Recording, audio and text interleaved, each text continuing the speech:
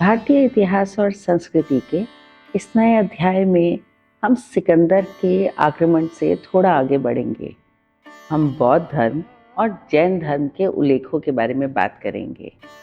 मैं इति त्यागी इस नए सफर में आपका बहुत स्वागत करती हूँ।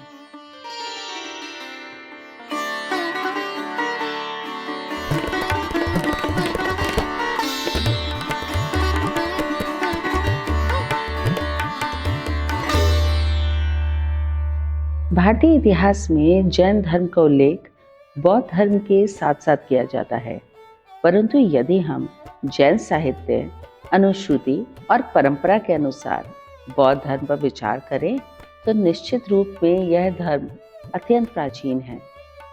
वास्तविकता यह है कि श्री महावीर अंतिम तथा 24वें तीर्थंकर थे। इनमें पूर्व जैन धर्म के 23 तीर्थंकर और हो चुके हैं। जैन धर्म के प्रवर्तक ऋषभदेव थे, जिनका जन्म अयोध्या के सूर्यवंश में हुआ था। इनसे लेकर 22वें तीर्थंकर का इतिहास सम्यक रूप में उपलब्ध नहीं है। इनके 23वें तीर्थंकर पार्श्वनाथ के विषय में पर्याप्त जानकारी उपलब्ध है। पार्श्वनाथ जी का जन्म महावीर स्वामी से लगभग 250 वर्ष पूर्व काशी में हुआ था। उनके पिता का नाम राजा अश्वसेन और माता का नाम रानी बामा था। इनका विवाह द्वारिका के राजा नरवर्मन की बेटी प्रभावती से हुआ। यह 30 वर्ष की आयु व्यतीत होने तक गृहस्थ रहे और फिर विरक्त हो गए। पार्श्वनाथ जी ने जैन मतावलंबियों को 4 व्रत पालन का उपदेश दिया है। इन 4 उपदेशों में अहिंसा, सत्य, अस्तेय यानी चोरी न करना, अपरिग्रह यानी शीलता निषेध आगे चलकर जैन धर्मावलंबियों के मुख्य नियम बने। महावीर का जन्म ईसा पूर्व लगभग 600 वर्ष पूर्व वैशाली के निकट कुंड ग्राम में हुआ था। इनके पिता का नाम सिद्धार्थ था। वह कुंड ग्राम ज्ञातर्कों के गण मुख्य थे। इनकी माता त्रिशला वैशाली के गण प्रमुख राजा चेतक की बहन थी। महावीर के बाल्यकाल का नाम वर्धमान था। उनका कुडिन्य गोत्र की राजकुमारी यशोदा से विवाह हुआ। इस विवाह से महावीर की अणुजा नाम की एक कन्या उत्पन्न हुई। महावीर अपने भाई नंदीवर्धन की अनुमति से 30 वर्ष की आयु में विरक्त हो गए। उन्होंने 13 वर्ष तक गंभीर चिंतन और तपस्या की। यह करने के पश्चात जृंभिका ग्राम के पास एक शाल वृक्ष के नीचे उन्हें केवल्य ज्ञान प्राप्त हुआ। महावीर ने देशाटन करके सब धर्मावलंबियों को जैन धर्म के सिद्धांतों से परिचित कराने का आजीवन प्रयास किया। उन्होंने सत्य के अनुबंध स्वरूप वेदों को प्रमाण स्वरूप स्वीकार किया। मोक्ष अथवा कैवल्य प्राप्ति के लिए महावीर ने सम्यक ज्ञान, सम्यक दर्शन और सम्यक चरित्र तीनों साधनों का निश्चय किया। ये तीनों साधन त्रिरत्न कहे जाते हैं। नैतिक जीवन की प्राप्ति के लिए 5 व्रतों को अनिवार्य माना गया है। महावीर ने पूर्व 4 धर्मों में ब्रह्मचर्य का 5वां व्रत और जोड़ दिया। महावीर के बाद अब हम बौद्ध धर्म पर विचार करेंगे।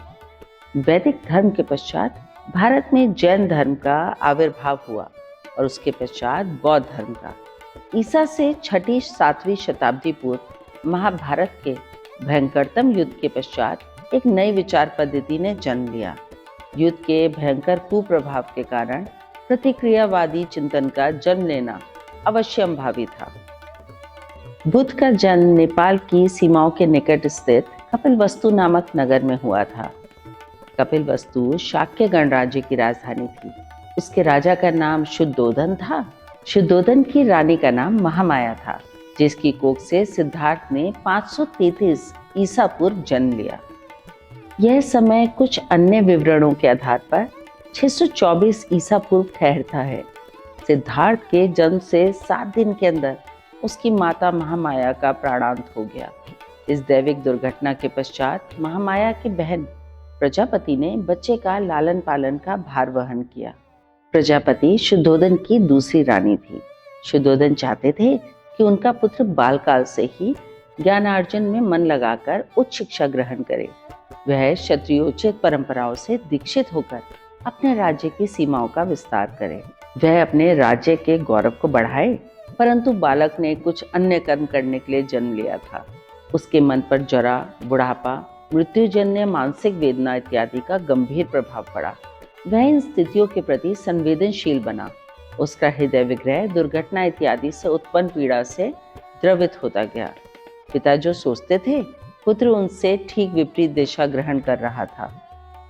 बौद्ध साहित्य में लिखा है कि सिद्धार्थ के विषय में ज्योतिषियों ने भविष्यवाणी की थी कि यदि सिद्धार्थ को वृद्ध पुरुषों, रोगियों, मृत शरीरों को न देखने दिया गया तो वह चक्रवर्ती सम्राट बनेगा, और यदि देखने दिया गया तो वह संन्यास धारण कर लेगा। इसलिए पिता ने उसे ऐसे वातावरण में रखा जहाँ दुख, कष्ट, कलेश, विपत्ति, मृतक इत्यादि का लेश मात्र न था। उसके चारों ओर हर समय राग रंग का मंगलमय वातावरण रहता था। वहाँ उल्लास ही उल्लास के अतिरिक्त कुछ भी न था। इस व्यवहार को गौतम ने अपनी स्वतंत्रता का हनन माना। वह राजप्रसाद से बाहर निकलकर जनजीवन के मध्य आया और वास्तविक स्थिति को देखा। उसने पाया कि जरा और मृत्यु सबको समान रूप में कष्ट देती है। वे बालक, वृद्ध, जर्जर, रुग्ण, स्त्री अथवा पुरुष आदि किसी में भेद नहीं करती। संसार में सब लोग रोग ग्रसित होते हैं, कष्ट पाते हैं और अपने समय पर मृत्यु आती है। सिद्धार्थ पीड़ित मानवता के विषय में गंभीरता पूर्वक सोचने विचारने लगा। उसके उद्धार की अटकलें लगाने लगा। उसका अंतिम निर्णय था कि इस समस्या का हल मानव को वास्तविक शांति प्रदान कर सकता है। उसी समय से वह इसी चिंतन में खो गया।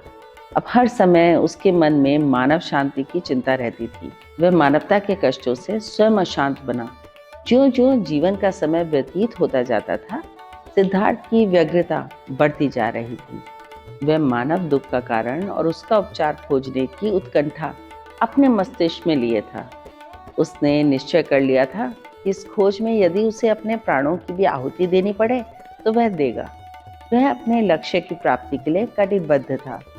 उसकी राज्य, माता, पिता, पुत्र किसी में भी दिलचस्पी नहीं रह गई थी। उसने अपने पिता से राजपाट, धन वैभव, कामकाज सब कुछ छोड़कर चिंतन में मन लगाने की अनुमति मांगी। वह अपने मानसिक उद्देश्य की पूर्ति के लिए कुछ करना चाहता था। पिता ने उसके प्रस्ताव पर अपनी सहमति प्रदान नहीं करी। साथ ही उनकी सुरक्षा का पहरा और भी कड़ा कर दिया गया। गौतम अपने निश्चय पर अटल बना था। वह एक दिन अपने विश्वस्त साथी छंदकर की सहायता से स्त्री बच्चे को सोता छोड़कर कंथक नामक अश्व पर चढ़कर राजभवन से निकल गया। ऐसा कहा जाता है कि युवराज एक बार फिर राजमहल लौटा और अपने पुत्र का चुंबन लेने गया। यह सिद्धार्थ के जीवन का अंतिम मोह था, परंतु पूरा न हो पाया क्योंकि पुत्र अपनी माता यशोधरा से लिपटा हुआ था। इसलिए सिद्धार्थ पुत्र का चुंबन लिए बिना ही वापस लौट गया। तपस्वी बनकर गौतम ज्ञान की खोज में निकले और पंडितों, विद्वानों और साधु सन्यासियों से भेंट की। वे सर्वप्रथम वैशाली में आकर पंडित से मिले। यहीं रहकर उन्होंने उनके शास्त्रों का गंभीरता पूर्वक अध्ययन किया। गौतम उरुवेल पहुंचे तो उन्हें वहां के प्राकृतिक दृश्यों ने वशीभूत कर लिया। उन्हें तपस्या के लिए वह स्थान उपयुक्त लगा। भोजनोपरांत गौतम ने एक वृक्ष के नीचे बैठकर चिंतन मनन किया। जिस वृक्ष के नीचे बैठकर चिंतन मनन किया गया उसे बौद्ध बोधि वृक्ष कहते हैं। इस स्थान को महान तीर्थ जैसा माना जाता है। बोध गया में एक पीपल वृक्ष उसी वृक्ष का अवशेष माना जाता है। गौतम संपूर्ण दिन और अर्धरात्रि तक चिंतन करते रहे। बौद्ध साहित्य में एक दिन के स्थान पर 7 दिन और 7 रात लिखा है। इन 7 दिन रातों में कहा गया है कि गौतम पर कामदी विकारों का भी प्रकोप हुआ, परंतु काम को परास्त होकर अपना स्थान त्यागना पड़ा। उस वृक्ष के नीचे बैठकर गौतम को जो ज्ञान प्राप्त हुआ वही ज्योति अथवा प्रकाश है जो बौद्ध धर्म के नाम से जाना गया। बुद्ध ने अपने उपदेशों में नैतिक सदाचरण पर बल दिया है। नैतिक सदाचरण में 10 शीलों का परिपालन आवश्यक है। ये शील हैं अहिंसा, सत्य, अस्तेय, अपरिहंत, ब्रह्मचर्य, नृत्य और गायन का त्याग, सुगंधित पदार्थों का त्याग, असमय भोजन का वर्जन, कोमल शैया का निषेध, कामनी कंचन के प्रति उदासीनता। बौद्ध धर्म व्यापक क्षेत्र में फैला। बड़े बड़े धनी मानी सेठ साहूकार, राजा महाराजा, विद्वान उनके शिष्य बन अनुयायी बने। बुद्ध आजीवन अंग, मगध, वज्जी, काशी, मल, शाक्य, केकय, मौर्य, वत्स, शूरसेन आदि राज्यों में भ्रमण करते रहे। बुद्ध अपने जीवन काल में बहुत सी जगह न जा सके, परंतु अपने शिष्यों को उन्होंने सुदूरवर्ती प्रदेश में भेजा। बौद्ध धर्म को विश्वव्यापी बनाने का श्रेय अशोक और तीसरी बुद्ध सभा के नेताओं को जाता है। यह सभा ईसा पूर्व 243 में पाटलिपुत्र में संपन्न हुई। भारतीय इतिहास और संस्कृति के आज के अध्याय में हमने जैन धर्म और बौद्ध धर्म के आवश्यक मानकों को जाना। हमने जाना कि किस तरह दो महान हस्तियों ने आकर एक बहुत बड़े धर्म को जन्म दिया। ये सिर्फ धर्म नहीं है, ये सोच है, विचारधारा है जो हमारी संस्कृति को और भी परिपक्व बनाती है। मुझे आशा है कि मेरी ये छोटी सी कोशिश आपको पसंद आ रही होगी और भारतीय इतिहास और संस्कृति का जो छोटा सा संक्षिप्त वर्णन मैं आपके समक्ष लेकर आती हूँ, ये आपके मन में कहीं जगह बना लेगा। मैं इति त्यागी अपनी वाणी को विराम देती हूँ और आपसे आज आज्ञा चाहती हूँ। अगले अध्याय में हम कुछ नए विचारकों पे मनन करेंगे। नमस्कार।